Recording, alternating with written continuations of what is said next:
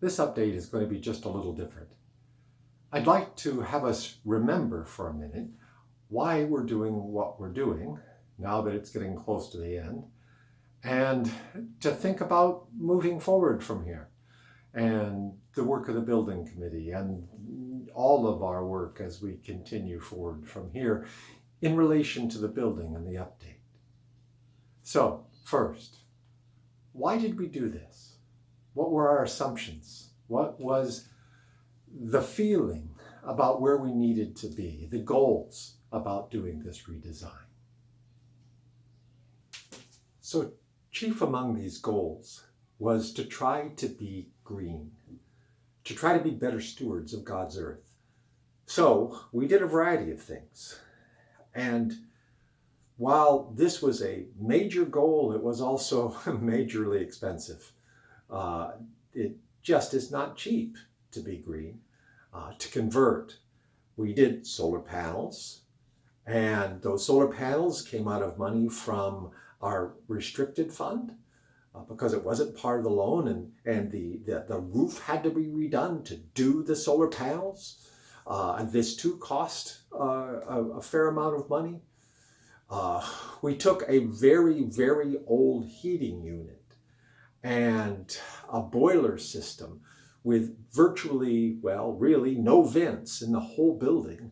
And we replaced that with a whole vent system.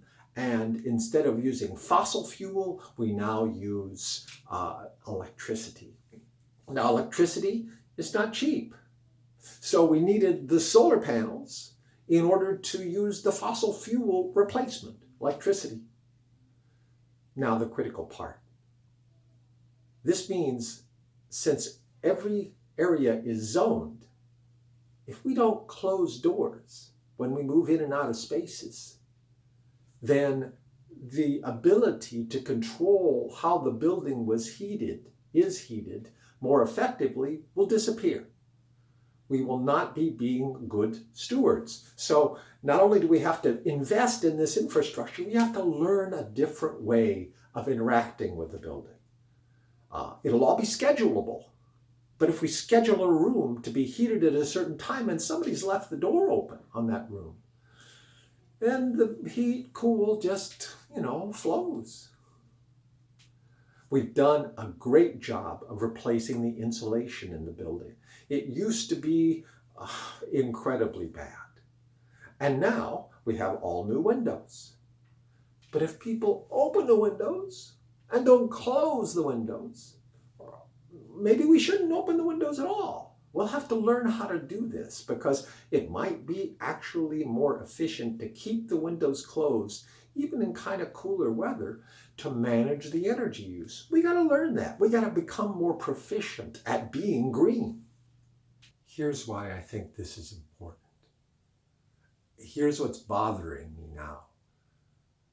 We have invested almost $2 million of money which was given to the church for the mission of the church.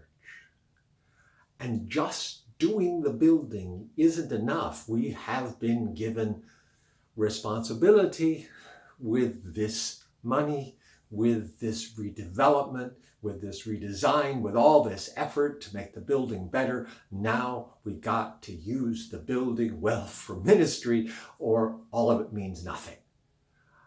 The building itself is of no use unless it makes our ministry stronger, more available to the community, and more a place where we can share our obligation to share the good news. So over the next couple weeks, this first one is about thinking really seriously about closing those windows and closing those doors and how we use the energy in the building because of that investment over the next couple weeks, 3-4 weeks, I don't know.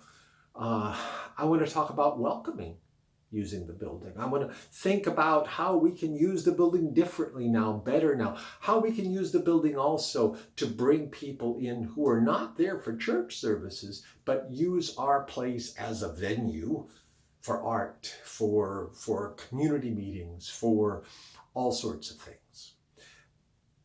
If we don't do that, if we don't take that responsibility seriously, then again, we're not good stewards of what we have been given. And I don't want to feel that way. I don't know about you. So, more later. Thanks for your time.